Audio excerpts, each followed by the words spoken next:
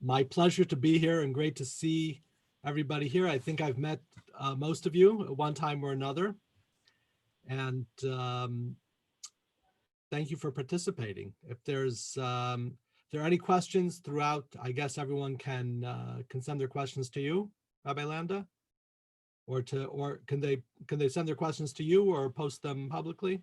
They can post them, yeah, whatever they prefer. They could either do it publicly, or if they prefer not to, they could send it to me, and I could facilitate them. Great. So happy to address any questions that you have, and also very proud of this achievement, the 4 Keys of Kabbalah. Like I like to tell people, when they're surprised, it's an actual book. You know, we don't see those things so much today, right? It's an actual book, and some of you have already purchased it, but I'll be happy to sign a copy to you, to inscribe it to you at the end of tonight, and to send it off to you, or you could come over and pick it up. So to address some of the ideas that are on the topic for this evening, very important time to understand our place and our purpose, and dealing with all of the stuff that we have to deal with. So many distractions, so little time, so many distractions. Distractions from without, distractions from within. And it is all the more important to really center ourselves and to remember and to take the time to be mindful and to think about why am I here? What is my purpose? And the Kabbalah is really a phenomenal resource in Judaism. And it's more than a resource. The original book of the Kabbalah, the main book, is called the Zohar, which is the book of brilliance, and it really offers light. And when I speak of Kabbalah, I'm really speaking of Kabbalah and Chassidut, which was a teaching that was founded by or started by the Baal Shem Tov, and then developed by Rabbi Shneur Zalman of Liadi, who lived 250 years ago, and he was the founder of Chabad. So when I'm talking about Kabbalah, I'm really putting the esoteric and Chassidut all together in one discussion here. So to understand a little bit about Kabbalah. So first of all, the book that I referenced earlier, the book of the Zohar. So the Zohar is a commentary on the Bible. So there are 5 sections of the Zohar. There's Bereshit, Shemot, Vayikra, Bamidbar, and Devarim. Exodus, Genesis. Got to get my books in order here in the Greek, the Latin rather. Genesis, Exodus, Leviticus, Numbers, and Deuteronomy. So those are the books of the Zohar. The Zohar is really a commentary on the Torah, and it's more than a commentary. In the Torah, we find that a very interesting idea that there are multiple layers of information contained within any particular verse, within any particular idea in Torah.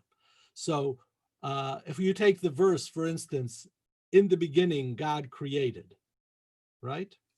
So the simple meaning of that is that in the beginning of all of existence, it all started from God creating the heavens and the earth. That's called the simple meaning. In Hebrew, that's called the Peshat, simple meaning. Then you have anything that's being said in the Torah has another layer, which is called the level of remez, which is it's hinting to something else, it's alluding to something else. So Bereshit bara Elokim, the last letters of those words spell emet, truth, which is the name of God. And that is God, so to speak, putting his signature on the Torah. Then you have the idea that Bereshit bara Elokim, that in the beginning God created. What was the Reshit? What was the beginning?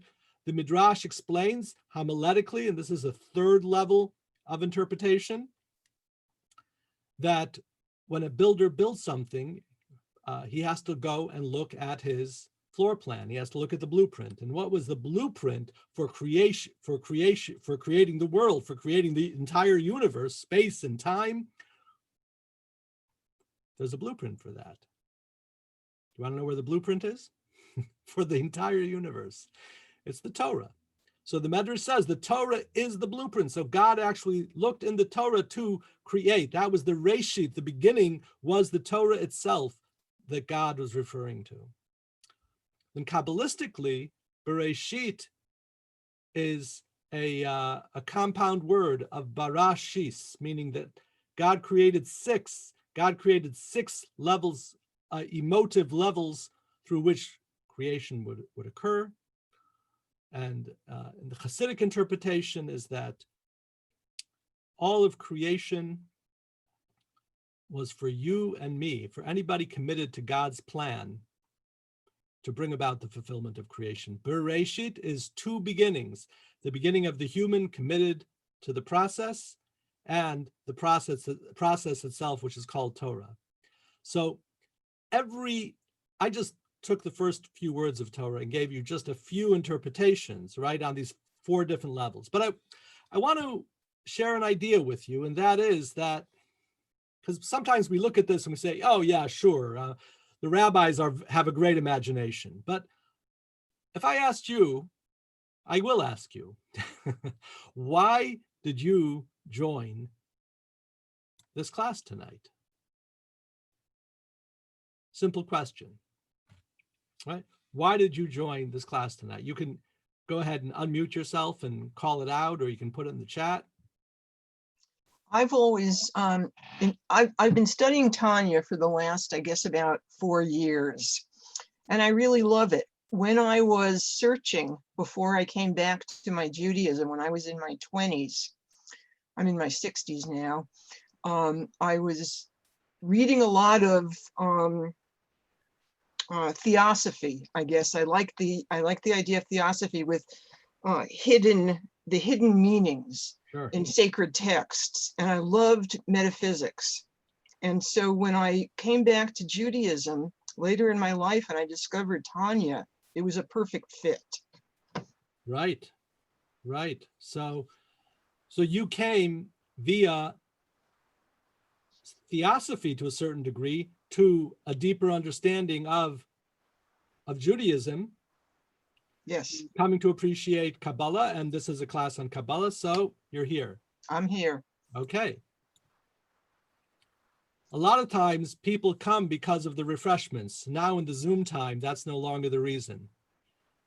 I'm sure that Adina would have put out quite a spread, and that would have been a good reason to come as well. Yeah. Well, next year I'll come again to Adina. Come again. That's right.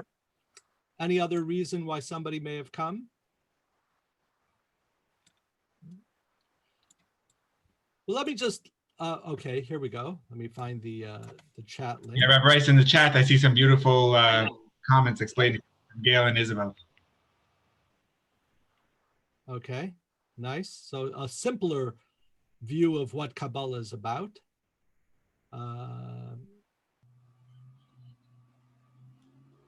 Okay, wonderful. Thank you, Isabel and Gail. Gila, why did you come? Because your husband's talking, right? Absolutely. So, oh, you're actually listening. Good. I'm actually here. Yes. That was a good test. So these are the reasons according to Pshat, according to the simple meaning. But could it be that there was something that happened in your childhood, and because of that, that drew you to looking for greater meaning in life? You'd have to say, yes, of course, that's a possibility and a probability. More than that, Kabbalah tells us that every person has a neshama, a soul. So you have a part of God inside of you that is seeking to connect. And so is that part of God inside of you bringing you to this class? Certainly, there's no question about it. What I'm trying to bring across here is that when we look at the Torah and we say the Torah has got all of these different things going on, well, that's true with every human being, right? Every human being has got so many different layers of reality going on in our very own life, and all of them are true. They're all occurring in tandem, and one is layered upon the other and gives us the depth of who we are. So Kabbalah is giving us the esoteric, the mystical idea, and it's basically explaining how everything in the Torah is a revelation of God, and ultimately about our personal, essential relationship with God. So this is what ultimately everything in the Kabbalistic level. So when you read through the Torah, you don't necessarily get that, right? I mean, if you ever read through the Bible, what people call the Old Testament, I always tell people they want to get closer. They say, what Old Testament should I buy? I said, don't start with the Old Testament. It's a very hard book to understand unless you really get the archetypes and the, and as Tzipora was talking about the metaphysics, and you understand that there are meta ideas here, you're going to read it, and it's very hard to understand really the spirituality of it. But the truth is that every single statement, every single word, single letter is really an expression of God. Nachmanides tells us that the entire Torah, from the first letter in the Torah to the last letter in the Torah, is a string, which is one expression. They are basically just names of God. Oh, and by the way, if you break it up in the right way, you have a remarkable story, right? So it's quite an amazing thing that the Torah is really an expression of God. And what the Kabbalah does is the Kabbalah gives us that insight so that we can see in different aspects of the Torah and understand how it's a direct revelation of a divine aspect. So in the story of creation, the Kabbalah teaches us an amazing thing. When we look at the story of creation, it's problematic because, again, most people reading the story of creation say, oh, it's another creation story, right? All different cultures have their creation stories, and Judaism has its creation story, that God was sitting on top of a director's chair and God said, let there be light, and there was light. And God said, let there be land, let there be animals, right? Let there be, right? And it's a very juvenile conception of what happened. And it's a very juvenile conception of God. And because people will have a juvenile perception, they're never going to really appreciate what it's about. Okay, thank you, Debbie, and I will get to it. I'm not going to promise because I don't promise, but trust me, I'm going to get to it. It's going to be a major part of it. So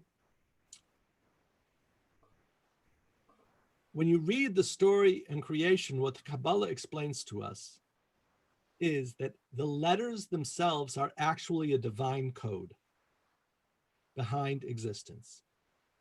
So the entire story of creation, the Kabbalah tells us, is a divine code where God is bringing about reality.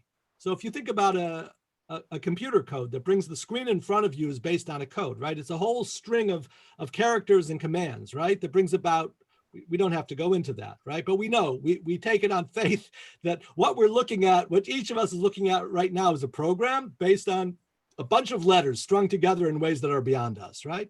Kabbalah tells us that is what the story of creation is. It is the divine code. Every letter is God bringing about creation. And Debbie, just to throw this in, what that means is that God's divine light is bringing you about at this very moment. Okay? So at this very moment, there's no such thing as an accident. There's no such thing as, oh, I missed the boat. Every situation, I'm going to be getting into this more later, but everything is a divine code and a divine program. So all of existence is really godliness. There's a divine letter. If you had the true, if you were a deep level Kabbalist, you'd be able to look at anything in the world and what you would see as a divine code running through it.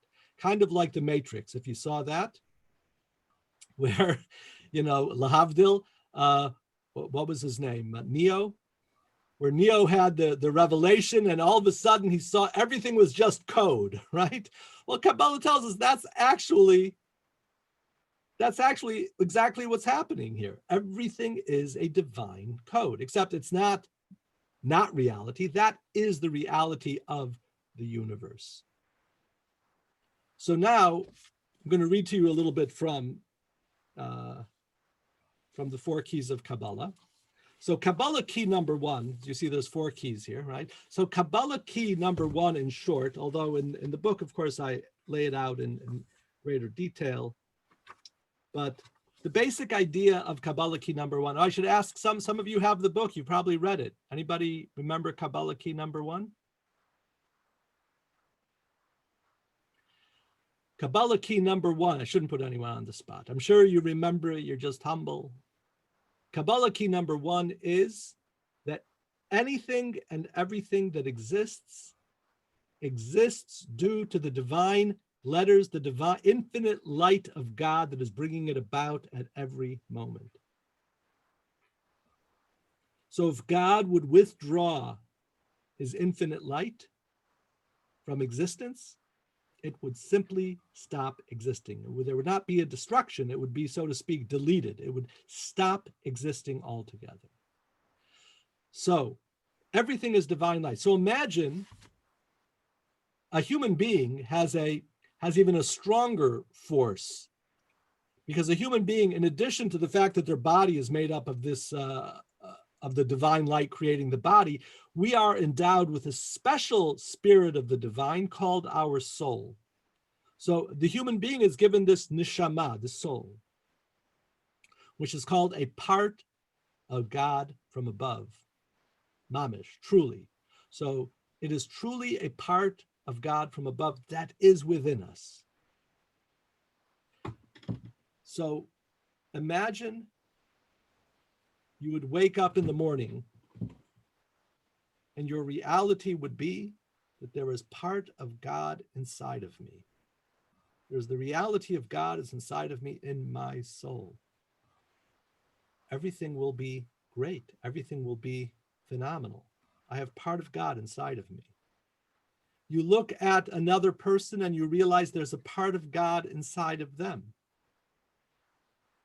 There's a part of God inside of them. How are you going to look at that person now? In a whole different light, right? You're now going to see them as something much more significant. And I might, but I'm going to see, no matter how they're acting, no matter what they're doing, and on another day, maybe they would irritate me, right? But today, what I see is the part of God inside of them. And I look at the world around me with all of its foibles, with all of its problems, but I realize that it is all a divine plan that is playing out. Now, I don't know about you, but I've never had such a day. Maybe a moment, maybe a half an hour at most, right? Yom Kippur, as long as I stay in synagogue, praying, it's a little bit easier, but going out into the world, it's very hard to maintain that perception about ourselves, about others, and about the world. So, reading from my book here on page 13, if I were the creator of the universe, I would want everyone to know who I am and know exactly how to spell my name. The simple answer, right? So in other words, so the question is, so why does God create a world where we can't see the divine? Why does God create a world where we have to struggle to realize that there's godliness inside of me, that there's godliness inside of others, and that there's godliness in my present situation? If God desired for us to perceive godliness, and that was the purpose of creation, that's how the world would be created. The world would have been created in a way where godliness would be obvious to us. but there is a much more profound purpose for every human being, and it will emerge through the 4 keys of Kabbalah. So, picture a world of clarity and truth, a world without confusion, turmoil, crisis, or pain. Imagine a world where every person has direct personal experience of the first key of Kabbalah, that everything is just the divine light. Imagine that. Close your eyes and imagine that perfect world. A world where we were aware of the infinite light in all of creation, including within ourselves. Right? So here's my question for you. What could possibly be better than that? What could be better than such a world? Indeed, it sounds like a fantastic existence, but as wonderful as it sounds, this world would be missing 3 essential things. The 3 essential things that the world would miss would be, it would miss meaning, value, and purpose. We would each be part of this glorious elevated reality, but what would our function be? How would we contribute? Where would our value be seen? Okay, so the whole purpose of creation, and this is the mistake that people make, people think that the purpose of creation is God wants us to know him. That's not exactly correct. And to understand what ultimately, what it is that God wants, we're going to take a look at the very first Jewish person. Who was the first Jewish person? Abraham. Abraham. Why was Abraham the very first Jew? Because he was the first person to believe in one God. Okay, was he the first person to believe in one God? No, Adam and Eve. Right? Adam and Eve believed in one God. They walked with God. Yeah. Noah, it says, walked with God. And Noah's son and his great grandson, right? They all believed in one God, and they actually even taught people about it. Believe it or not, there was a seminary, there was a place where people would go and study about God even before Abraham. So what I want to share with you, what was different about Abraham than any other person up to that point. Abraham was the very first person to discover God. Do you know what I mean by that? No. Everybody else knew about God because they were taught by their parents, by their grandparents. Noah, for instance, was taught by his grandfather, Methuselah, about the existence of God. Adam was created by God and had a conversation with him, as did Cain and Abel. Right? In the Bible itself, we see that they were talking to God. They had a direct experience of God. Abraham did not. Abraham was the first person. He was, in a sense, the first Baal Teshuvah, the first returnee, the first person to come back, but he never came back because he never had it. It didn't exist yet. Abraham was the first person. He was brought up in an idolatrous culture. His father, for a living, manufactured idols. And Abraham went and searched for the truth until he came upon this idea that there is one God that we cannot see. Right? So yeah, Noah was a righteous man, but he wasn't the first Jew. So what I'm pointing out here is that Abraham was the first Jew. And what I'm positing is that Abraham was the first Jew because he was the first person to discover God. Okay? Why is discovery so important? When you discover something, it becomes yours.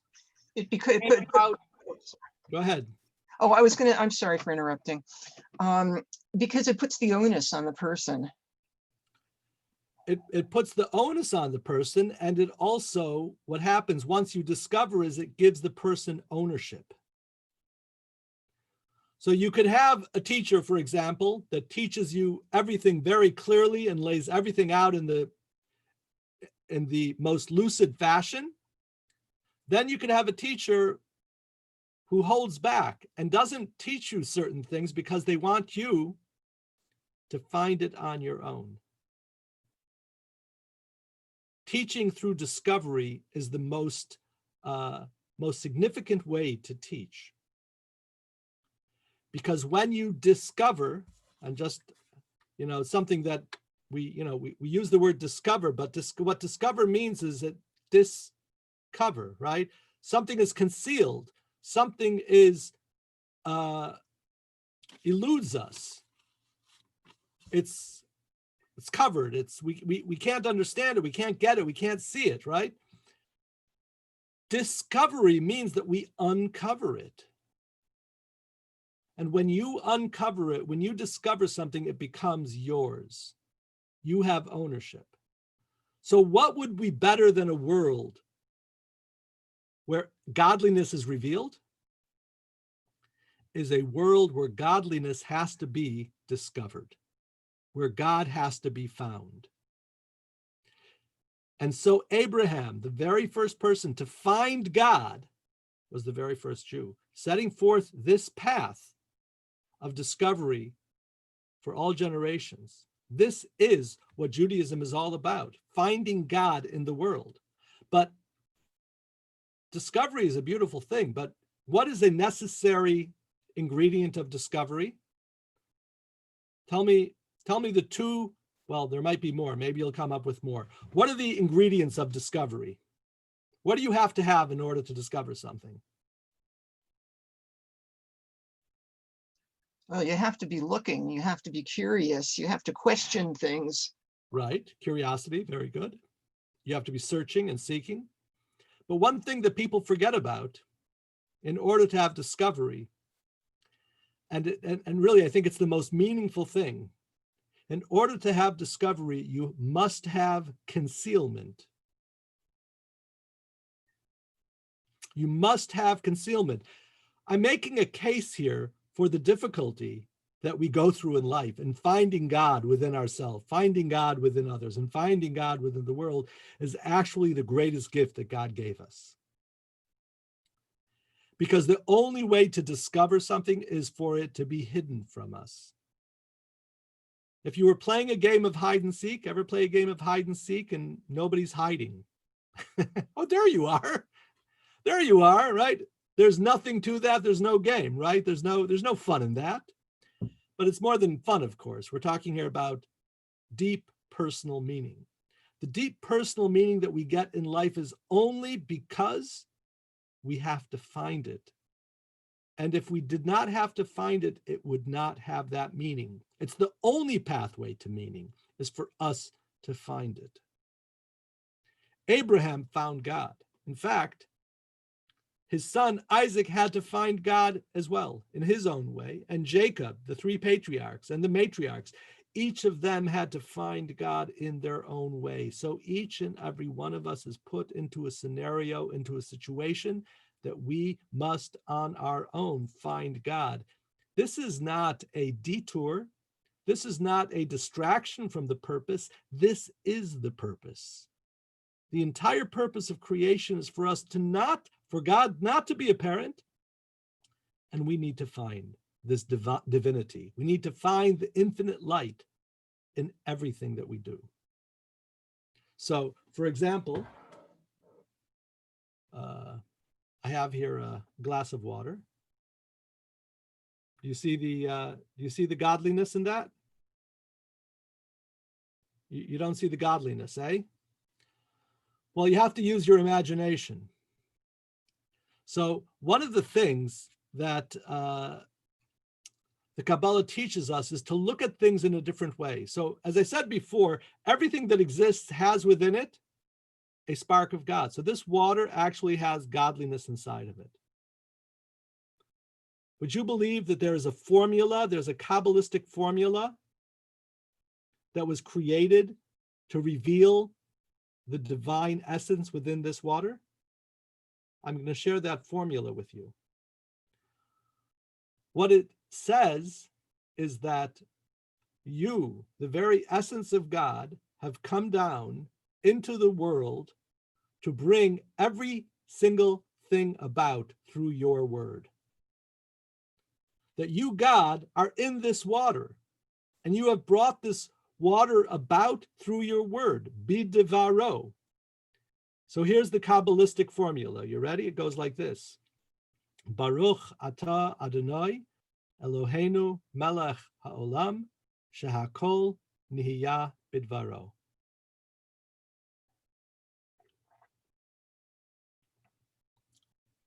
Now that's Kabbalistic water.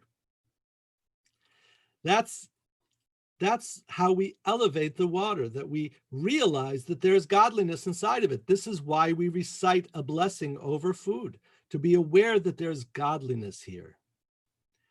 And reciting the blessing reminds us and gives us the ability to reveal the divine within the world around us. There's a whole chapter about that, as well as a blessing meditation in the book that talks about how to do that through the blessing, how we gain that deeper awareness and intelligence. But again, if it wasn't hidden, there would be no work. If it wasn't hidden, there would be no discovery. If there would be no discovery, there would be no ownership. And if there would be no ownership, there would be no meaning. So oftentimes in life, we struggle because we're trying to discover and things seem hidden and concealed and difficult.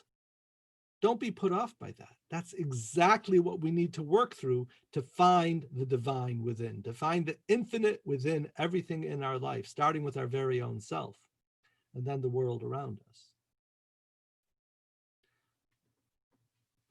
Let me just check on the chat here. I may have, okay, I think I'm up to date. All right. So this is basically why we are here. We are here because each and every person is able to reveal, extract, elevate, and bring into the world another aspect of godliness that no other person can do. The Kabbalah tells us very clearly that every human being has a very singular task that nobody else can accomplish. Not everybody is going to become a head of a major organization to bring about loving kindness and peace in the world, or to end starvation, or whatever it may be, right? The life that we have in front of us is directly put together by God for us to fulfill our purpose. Exactly where we are, this is where we need to be to fulfill our divine purpose. And this idea we call hashgacha pratit, divine personal providence. So divine personal providence means that God has put me in exactly this situation to fulfill what it is that I need to fulfill. You know, oftentimes that's exactly the person I don't want to have to deal with, exactly the situation that I don't want to have to deal with. Those things that we're running away from or we're resentful or upset about, don't be resentful or upset about it. This is your gift. Deal with it. Elevate yourself. And through elevating yourself, you will elevate your situation. You will elevate the environment. You will elevate the world. So, in addition to teaching adults, I also teach children. So in teaching children, sometimes the kids misbehave, right? You guys, by the way, I want to say you guys are behaving really nicely. Right, it's much easier when you could automatically mute whoever's misbehaving. It's I wish if only in students the class was that way too. Well, I'm sure even in person, we've had classes in person as well. You guys behave so nicely. Okay, Debbie, that's a very good question. I'll get to that. Thank you. Debbie is asking, how do we know what our purpose is? Yeah, Debbie, I would add an extra zero there. I would say it's $1 million. $1 million question. Okay. It could be a $1 question. It would be no less valuable. So I'm teaching a class and I have a subject, right? I'm teaching a subject and a child is being disrespectful to me, being disrespectful to the subject, right? There's only one question here, and that is, how am I going to react to this? When I realize that this child has a part of God within them that they're not accessing right now, right? I'm going to be compassionate. I'm not going to lose myself because of this child. I'm not going to become irate, upset, or disappointed. I'm going to love this child. And because I love this child, I might have to discipline them, right? Because that's actually a deeper love is when you discipline somebody, certainly dealing with children, right? Because that shows that you really care about them, right? But I'm not going to lose it and think, oh, how many times do I have to tell you? Have you ever heard your teachers in school say, how many times do I have to tell you? Remember that from the olden days? Not necessarily to you, but to the kid who was, right? There's no place for such a question. This is my glorious task, to bring this child to a better place than where they're at now. This is my glorious task. Let me give you another one that might be more relevant to you. Traffic. Well, we can't say thank God, because we don't thank God that there's not a lot of traffic now, but there's not a lot of traffic now. But let's say you should find yourself in traffic. So you have to meet somebody at a particular time, and all of a sudden there's unexpected traffic. The natural reaction is that we become upset, right? Like, what are we expecting? That all the cars should split in half and I should be able to drive through to my destination, right? How dare there be traffic, right? These are all of the irrational thoughts that got us upset because now we have traffic and now I'm going to be late. How about this is God's plan? And the test is, am I going to have faith in God in this situation? Anger is what happens when our agenda collides with God's agenda. I have an agenda and God has a plan. When my agenda collides with God's agenda, I become angry. I become resentful, and all of those negative things come forth. But if I take a breath and realize, so Debbie, to a certain degree, Debbie, I'm going to answer your question of what is my purpose. Sometimes the purpose is right here, right now, in realizing in this situation, finding the godliness and overcoming our baser self, coming to a higher place, coming to a higher realization. Sometimes that is our very purpose. In fact, it's brought that the whole reason why we are created, why we're brought into this world and into our problems, might be for us to overcome the difficulties and realizing that this is God's plan, to restore our faith in God in the situation and to be joyous. One time I was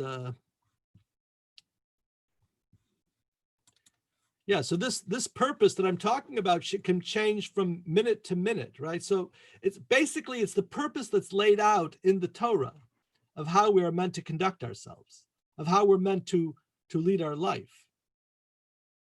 And this idea of having faith in our situation, right? This is, by the way, one of the reasons why we have Shabbat. Shabbat is an unbelievable day that is it's the mother lode of faith.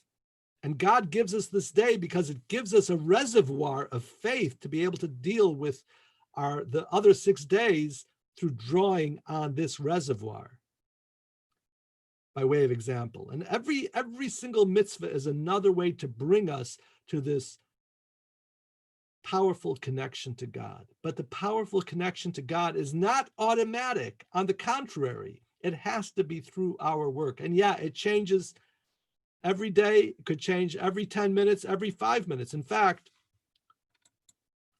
I'm sitting in synagogue and I'm praying. So what's my purpose? My purpose is to focus on the prayer. And some guy comes over to me and says, "Oh, Rabbi, how are you doing?" Now what's my purpose? My purpose is perhaps to put down the prayer book and to smile to the person and to totally accept their humanity and to love them and accept them and to embrace them and to wish them a Shabbat Shalom, right? And to bring a prayer book. And then I go back to my praying. You understand? Then all of a sudden, when I was a younger man, but Rabbi Landa can relate to this, one of the kids is crying. Now you've got to go and take care of the child, right?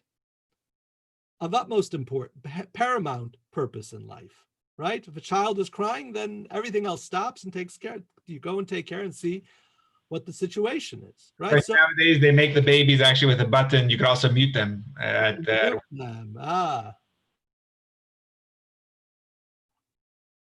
I won't tell your wife that you said that. So, because that's exactly what the women think with the babies crying at 2 o'clock in the morning. Does he have a mute button?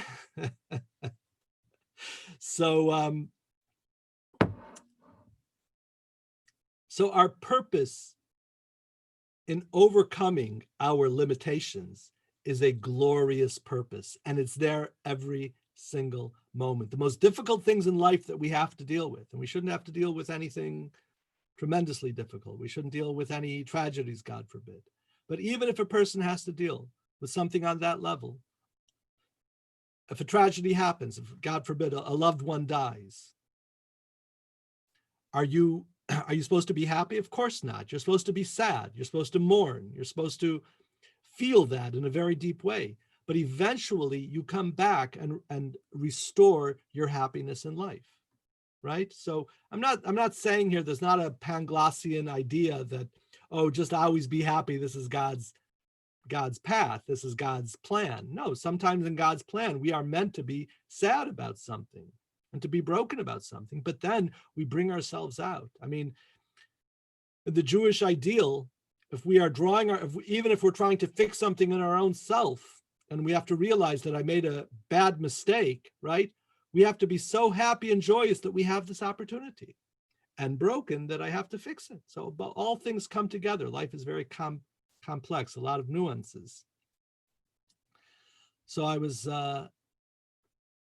walking through the airport, and back in the olden days, when we used to have airports, and I see a friendly looking guy. He sees me, you kind of make contact.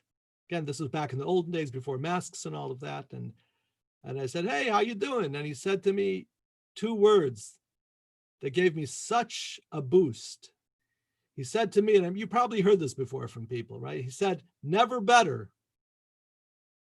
Never better," right? Now, for most people, if you hear somebody who says never better, you're going to be a little cynical. If you're less gracious, you want to punch them in their stomach, right? It's, never better, sure, right? But I thought about it, and I realized that this exact moment right here, right now, is God's gift to me. The past is my story about the past. My future is my story about the future, but none of them are real. There's only one thing that's real, right here, right now. Never better. The most glorious thing in my life that ever happened is actually right now, because whatever other thing happened isn't right now. It's in the past. Whatever great thing may happen, that's going to be in the future. Imagine if we could extract the great blessing and the glorious divine presence of every moment of life. Never better.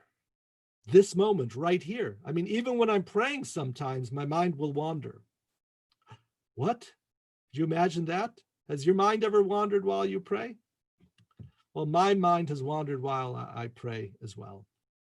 In fact, there's sometimes when it doesn't. But anyway, so sometimes when my mind is wandering, I'll think never better. This word that I'm on right now, this pronouncement that I'm saying right here, right now, this is my greatest opportunity to offer God. There's nothing better than dealing with what I have right here, right now.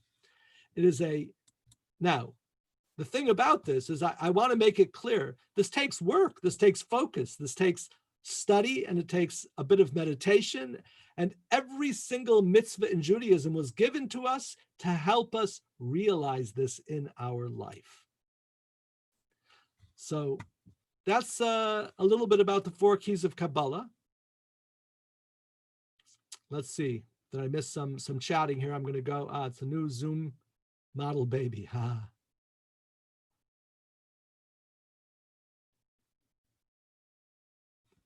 Okay.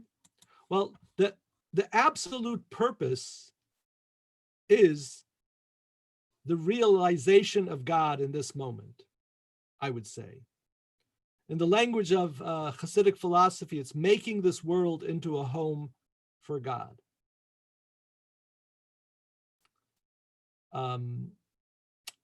But how you do that, right? How you do that is going to change every moment.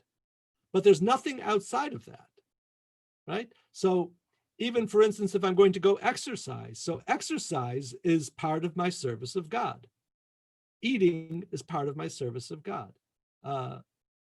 Being sociable with people and being kind to people and doing kindness in the world, that of course is part of my purpose of making this world into a home for God. What isn't part of making a home for God is anger, resentment, depression, anxiety. Now, we have all of these things. So I'm not saying to just eliminate them. What I'm saying is that we work through them. Through this process, we can rise above them. To make the obvious disclaimer, if a person has clinical depression or anxiety or anything, they have to speak to a specialist, to a therapist, to a doctor, and to deal with it. And there are many, just like a person has to take care of their physical health, for sure you have to take care of your mental health. Okay, so I want to make it very clear that Judaism does not advocate that we don't need any of that because we just have to have belief. No, if you just have belief, but you cut your finger, well, now your purpose is to take a Band-Aid and elevate the Band-Aid and the purpose of God through putting it on your finger, etc., etc. The same thing applies to all areas, especially mental health. You know, somebody once was complaining to their friend, they're so depressed, it's so hard, they can't pull themselves out of it, no matter what they do, what they try to do. And the friend, friends are always well-meaning in this area. The friend tells them, he said, you know what, it's all in your head. The guy responded, said, yeah, but that's exactly where I don't want it to be.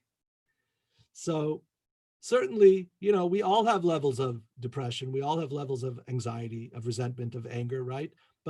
And if you have a point where you need professional help, absolutely, you're obligated according to Judaism to get that help. But no matter what you do, whether you're getting that help or whether you don't need that help, this perspective lifts us up to a place where we don't have to live a life with resentment. We don't have to live a life with anxiety. We don't have to live a life with anger. We have a way to deal with it. We have a way to rise above it and realize that this is our glorious task. When we realize that dealing with this situation, this is my purpose. We get caught up because I think this isn't my purpose. This isn't what I need to be. I don't have to be taking out the trash and the trash bag breaks because you didn't buy Hefty, right? Now it's all over the place. This is my job to pick up trash? Yes. How glorious is that? That's wonderful. Your job is to make this world cleaner. Buy better trash bags next time. But, and you know what another important lesson of picking up trash that's spilled all over is? There's another great lesson, humility, right? remaining humble in life. This is such a great thing. And taking out the trash and cleaning up garbage is a great way to remain humble. Sometimes we have these great ideas of who we are. And here's the funny thing. We're so much greater than that. We're so much greater than that. But we also have to clean up trash. We also have to clean up a mess physically. We have to deal with these things, and it's part of our glorious task. So whatever it is that's in front of us that we need to deal with, to do it and realize that this is a great gift that God has given us, to find the divine in what it is that we're dealing with, no matter how banal or how seemingly dirty it may be, right? This is going to lift up your life. And not just, I mean, I'm talking about a trash bag that breaks open, right? Then you have human beings like that, right? Dealing with people who seem to be like that, right? That's even more difficult, but nevertheless, having compassion and love for them and finding their godly spark, and that can bring them to a higher level of realization. So let's see if I understand this. Are you also saying what I'm doing in the moment is my purpose, and possibly looking to see what it is that is giving to God? Yeah, I mean, certainly in this moment, I could be going against my purpose. So one easy way of going against my purpose is not accepting, right? Any resentment means I'm not accepting what it is that's happening right now. Resentment is my barometer for telling me that I'm not accepting what is.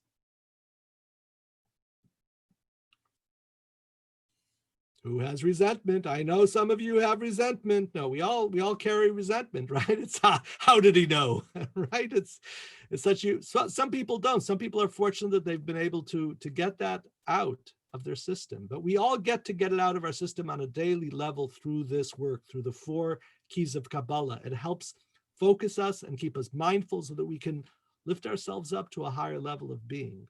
So I want to make clear, was that Vivian who asked that? I want to, no, Margie, that I'm not saying that whatever you do, that's the purpose. Certainly there's a right way for us to act and a wrong way for us to act.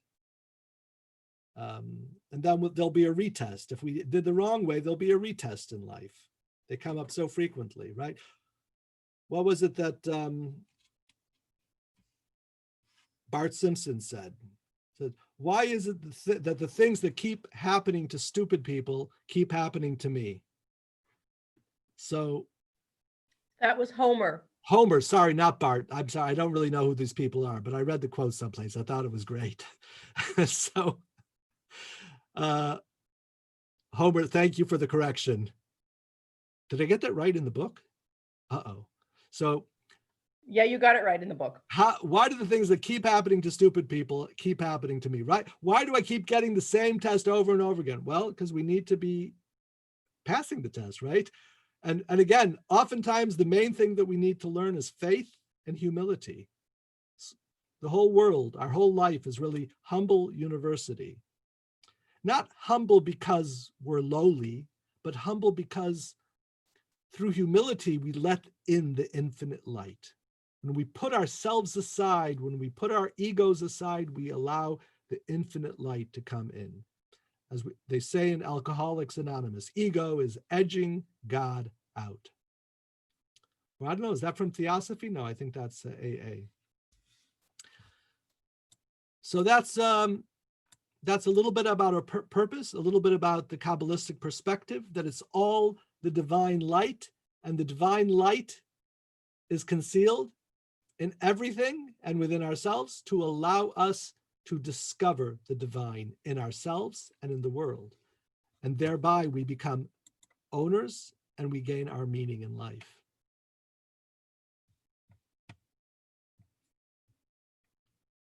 We choose our purpose, at least in part. If we resent something, maybe we should change it, not accept it, except for accepting it exists.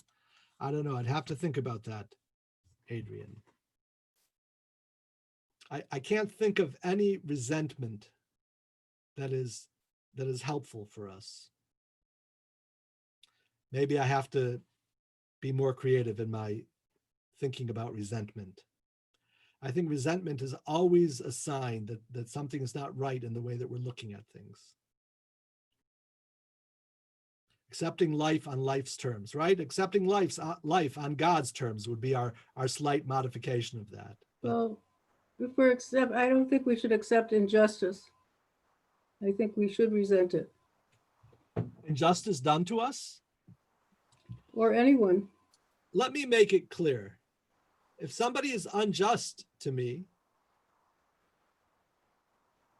there's no need for me to have resentment, for me to bring a lawsuit against the person. I love the person. Their awareness of the divine light may be occluded in this moment, and I'm going to sue them because they harmed me, but without anger, without hatred, without resentment. And if somebody goes to punch you, you can block that punch, and if it's necessary, you might have to punch them back if you're, to protect yourself. But you don't have to hate them.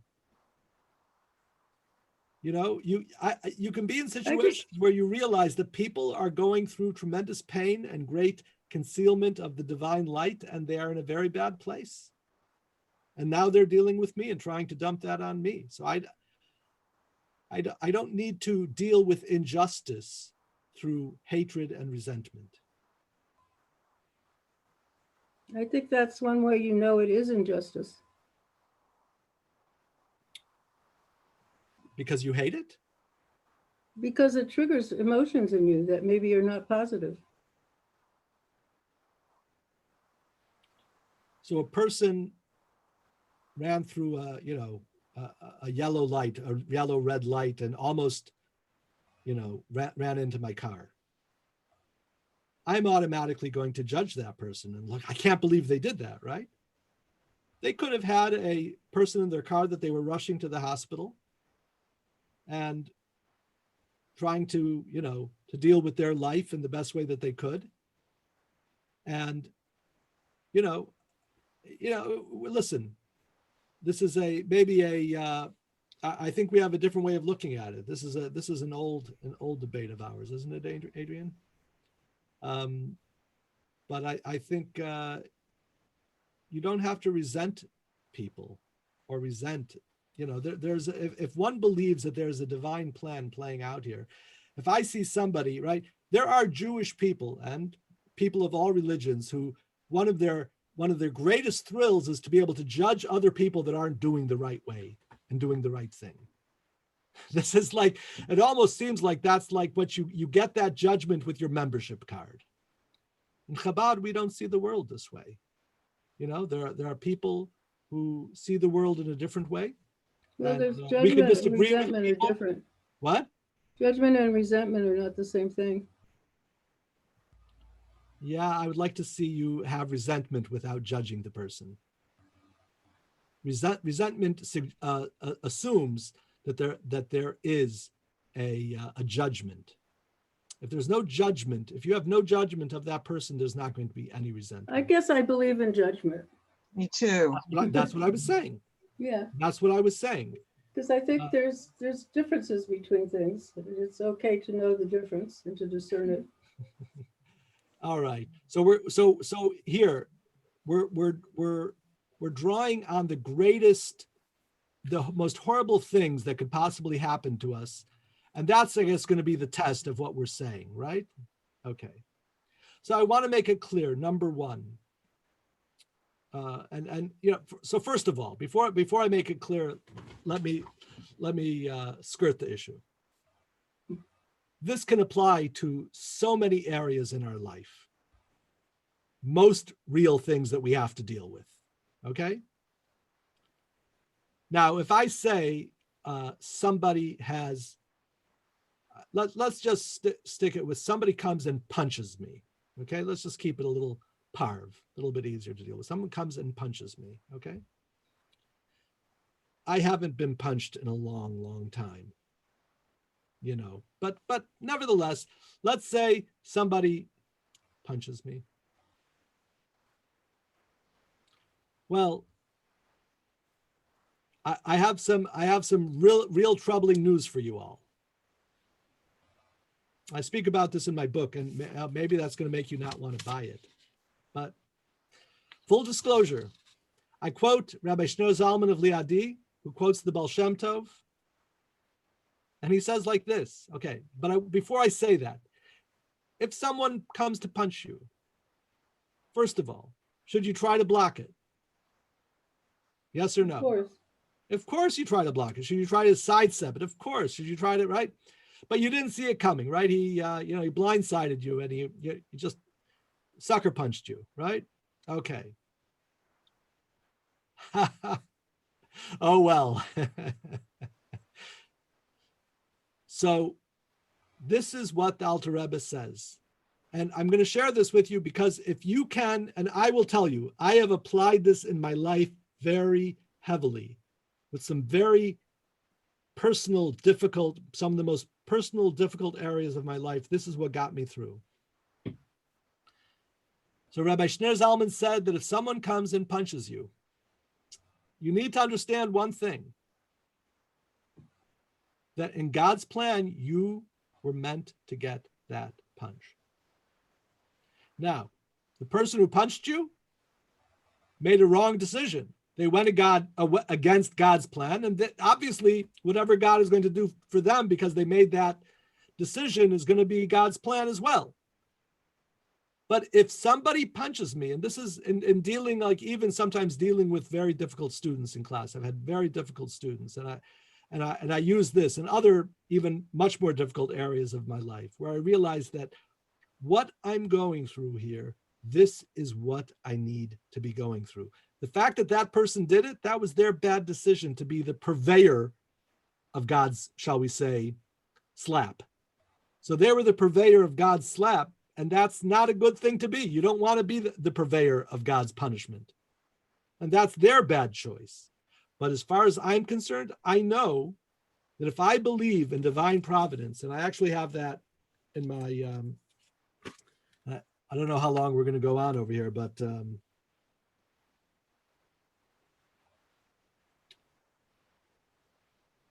that everything that is happening, just like God is giving light and energy to bring everything about, he's also bringing about the plan of my getting punched.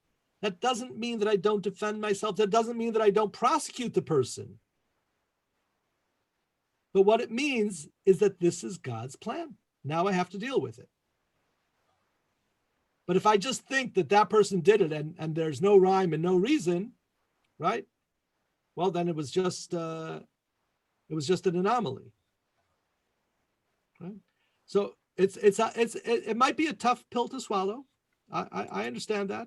And by the way, I want to make it clear, this is never something, unless you have a way to do it. I tell people, this is not, if you see somebody who was punched, what do? Do you walk over to them and say, ha, you were punched? It's God's plan. Don't you know? Of course not. You see somebody begging for money in the street and because they lost their job or whatever, right? They fell through the cracks, right? You go over and kick them and say, ha, apparently God wants you to suffer more. Of course not. When you see somebody else suffering, then by divine providence, you are meant to have compassion on them and help them. When it's happening to you, then the test is entirely reversed. The test is, can I muster the faith in God to realize that this was a godsend for me? Okay? This is not something for you to tell somebody else who's suffering, but for our own maladies, for our own difficulties, to realize that this is exactly what God has planned for me. Right? So I have something that's not so, something more innocuous. So I have diabetes. That's nothing, right, so unusual that somebody has diabetes, but I've had diabetes for 40 years. Ha! Beat that. No, don't beat that. I have juvenile diabetes, and it's something that I've had to deal with since I was 17 years old, giving myself insulin shots and testing my blood sugar. And I can tell you, by the grace of God, I have never once resented this illness in my life. It's been challenging. It's been challenging, right? There are times when I think, oh, what am I going to do and how am I going to deal with this? Okay. But there's never once, because I believe it has to do with this philosophy that I've studied in yeshiva, never once have I thought, why me? This is part of my purpose in creation, for me to realize and to have faith in God within this illness, this very pervasive illness. And to go on, continue teaching and doing the Chabad work and everything else in the midst of all of this and having a family, thank God, right? It's just all part of the program. And I've had people who have done very bad things to me, and I've realized what the Alter Rebbe says, that whatever, that the slap that I got I was meant to get. Now, how am I going to deal with that? That doesn't mean that you bend over backwards and that you become a doormat for people to stomp on. Not at all. What it means is that I have no resentment towards that person. I have compassion on that person. Poor guy. He doesn't realize the terrible choice that he's making. But for me, my question is, why is this happening to me? Mindfulness. Realizing my own situation right here, right now. And realizing that it's a gift. It's a gift from God. And only in realizing that will I be able to rise above. I might not be able to do it in one day. I might not be able to do it in 1 week. It might take a month. It might take a year. But this is our trajectory. Faith in God. Building, developing our faith in God. By the way, I'm not telling you my opinion. I'm telling you what, I'm sharing with you what Chassidus says. You don't have to agree with it. I believe that applying this can tremendously improve our life. If you disagree with it, I am not going to be offended, because that would go against everything that I just said.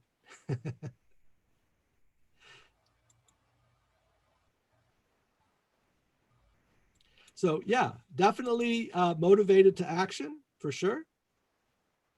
There's no reason why not to have action, right?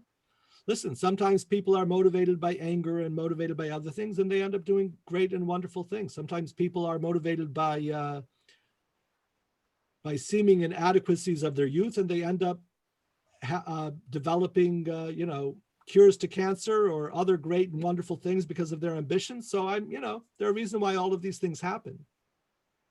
But I'm saying, just in dealing with our own personal life, this is the idea of divine providence. This is our purpose in this moment, is realizing God's gift of this moment. So with that, I will conclude. If you have questions, I'm happy to answer questions. And let's see, I have this cute technique here where I can actually, I'm going to sign in with my phone. So Rabbi Landa, you let me in with the phone here. Sure. And as Rabbi Rice is signing in, first of all, thank you so much, Rabbi Rice. This was beautiful. Rabbi Rice is still around to answer any questions, and if anyone wants to have their book signed by Rabbi Rice. And just a reminder that next Sunday, 5 p.m., we're having Mrs. Tuki Treidel, an incredible and inspiring person, and her story of life in Hungary and her incredible fight and survival through crazy times during the war years. She has a beautiful family that she raised, and her message is powerful. She'll be sharing with our Jewish community in Novato next Sunday, 5 p.m. You could sign up on jewishnovato.com/classes, or just if you have your card on file, it's $18. You could just text me or email me, and I'll add you to the list, and you'll be getting an email with the link the morning of the event. Rabbi Rice, continue. Okay, so I will sign books over here in this window. So if anybody who wants to purchase a book can go to KabbalahKeys.com.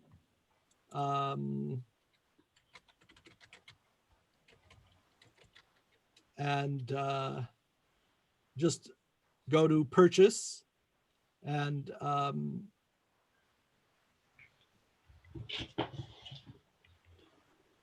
Hmm.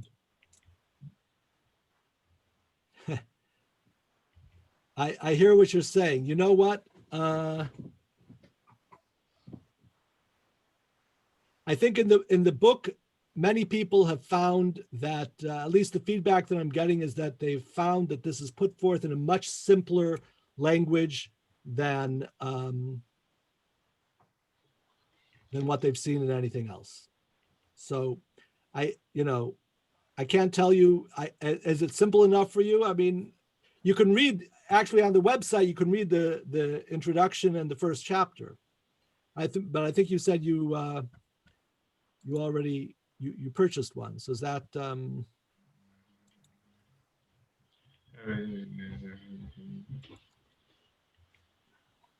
Thank you.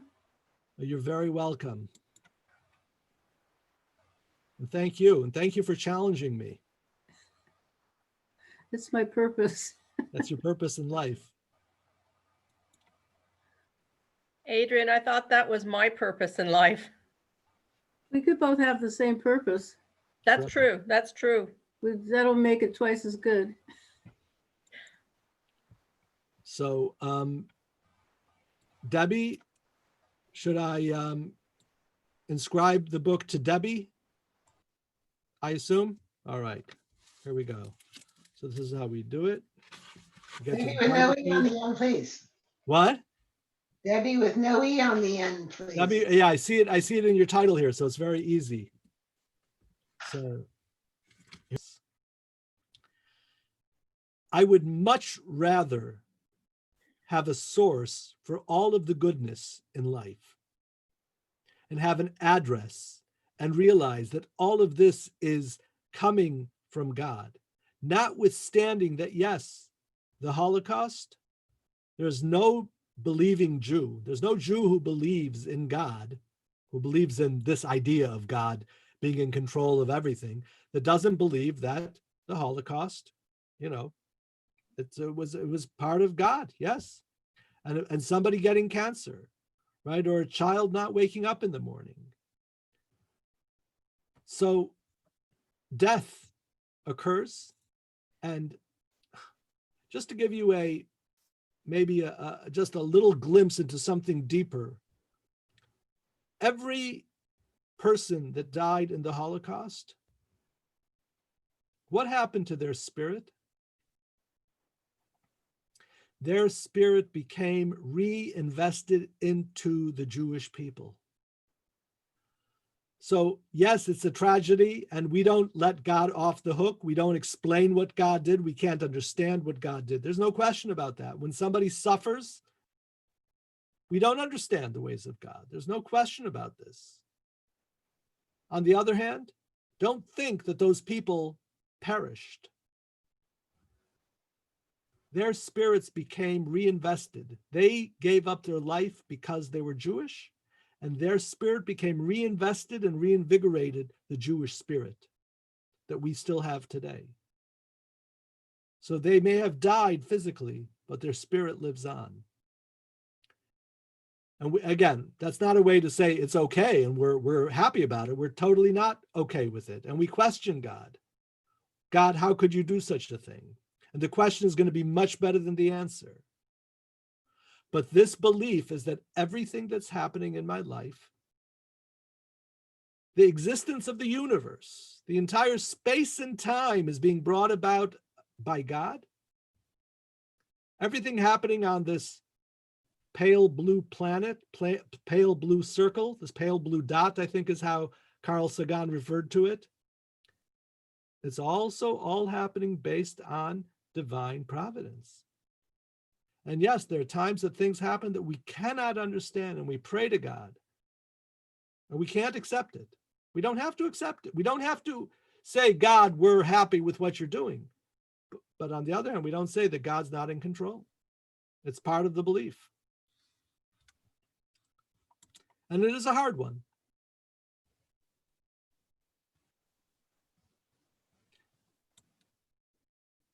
Yeah, for sure. For sure. Right. But, Abraham argued with God. There are great rabbis, great Jewish people who argued with God. And this is, and life goes on. So it's not the word, it's not, everything doesn't come together peachy keen. It's difficult and it's hard, and we argue. Well, this is the story in the Holocaust. God was brought to trial. And there was a group of rabbis who were representing God, and there were a group of rabbis who were representing the Jewish people, and they argued like with Talmudic arguments back and forth. And the rabbis deliberated back and forth until they took a vote, and they found God guilty. Then they went and prayed the afternoon service. They davened mincha. Opposites, right? We are a people of opposites, and opposite ideas and things that are very hard to hold, in the mind together. But this is who we are. This is how we're still here.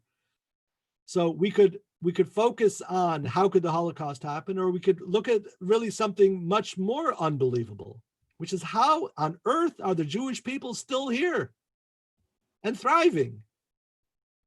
That's an impossibility. Again, that doesn't mean that we let God off the hook for the Holocaust.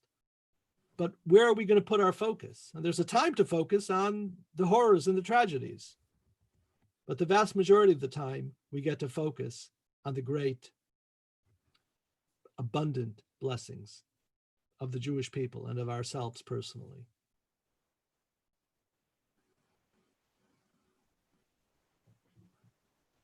If there's anybody else who wants me to sign a book,